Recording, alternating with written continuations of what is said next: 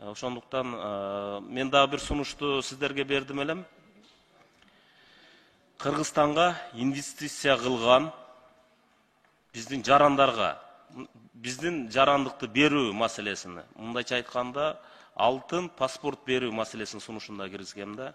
Эгерде биздин Кыргызстанга бир чоң завод, фабрикаларды алып келсе, же болбосо иш орун менен камсыз кылган болсо, бир топ миллион деген акчаларды киргизген жарандар болсо, чет өлкөлүк, мына ушуларга мүмкүнчүлүк берүү сунушун бергем да. Ушуга кандай карайсыз? Азыр бул сиз айткан мыйзам боюнча азыр мыйзам демилгелөө ишин азыр иштелип чыгып жатат. Буюрса бул мыйзам демилгелип келинет. Ал жерде ошол золотой паспорт деген терминология бар.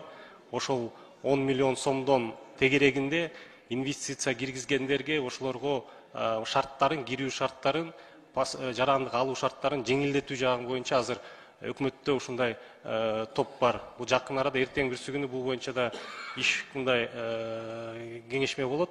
Бул боюнча иштелип чыгып атат азыр активдүү түрдө. Эң бир жакшы нерсе да, себеби жөн гана өзүнүн мамлекетинен качкан же болбосо жөө качкан адамдардын баардыгына эле документтештирип, кыргыз паспортун, кыргыз гражданствосын бергенден алысыраак болсок, Кыргызстанга салым кошкондорго ушундай паспортту берүүнү сунуштайт элем. Рахмат.